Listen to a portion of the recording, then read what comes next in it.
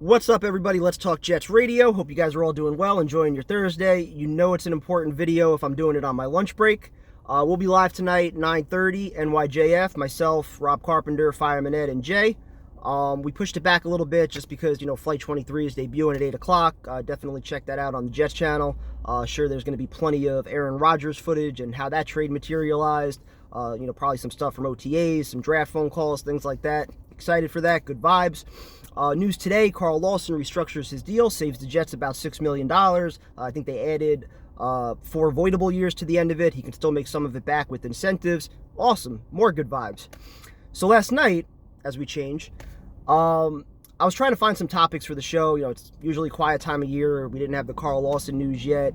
And, I'm browsing Twitter, I'm browsing YouTube, and I see this video floating around from the Pat McAfee show yesterday. I'm sure many of you guys have seen it already. Not that I want to promote it. Usually I let this stuff slide, but like I said, it's quiet time of year. Usually Tyson, is the one that handles this stuff. But this one I just had to go in on because you're not going to talk shit about my boy Fireman Ed like that, especially when you are completely ill-informed and just talking bullshit out of your ass. And I'm speaking to you, Brandon Connor. Or Boston Connor, I believe is his nickname. Shocker that he's a Patriots fan. But this clown goes on the Pat McAfee show yesterday, and I don't even know where to start with the utter nonsense that he was spewing between actually having the audacity to rip a New York firefighter's helmet and his profession, a guy that's saving fucking lives, going into burning buildings, risking his own life, and you have the audacity to rip his fucking profession?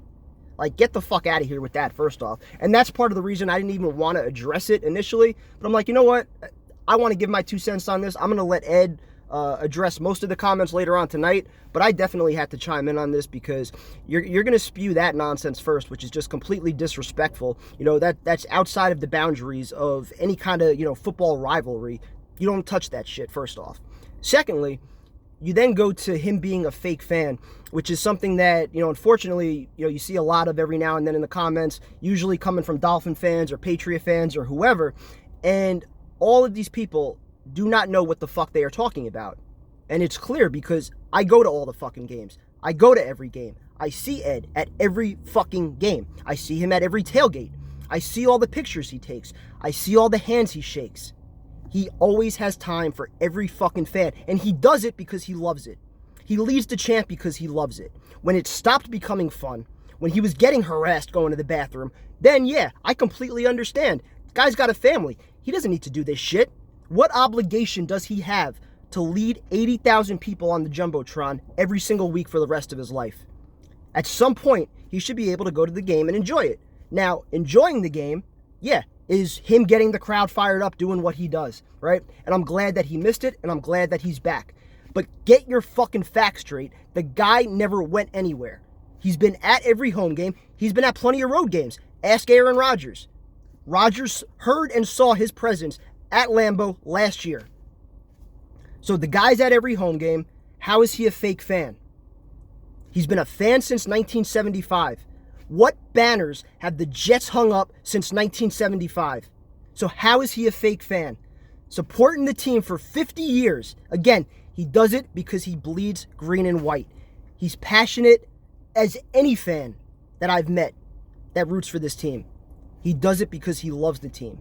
He leads the chant because he enjoys it.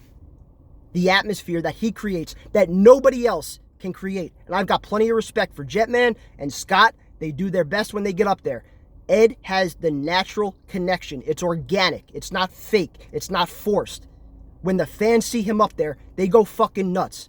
Yeah, of course, you're going to have your 1% or 2% that, are going to read some bullshit and think it's true.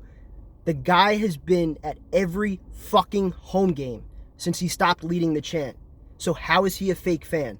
Through all the bullshit since he stopped leading the chant in 2012, they haven't been to the playoffs. And he's still going to every fucking game. And he's been back leading the chant well before the Aaron Rodgers news fucking happened. It's been years that he's been back leading the chant. He did it in 2015. He did it in London.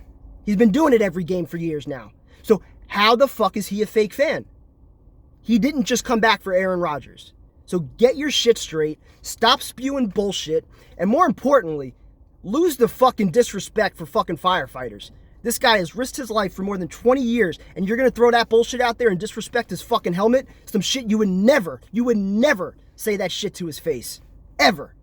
Fucking clown. We'll talk about this tonight. Talk to you guys later.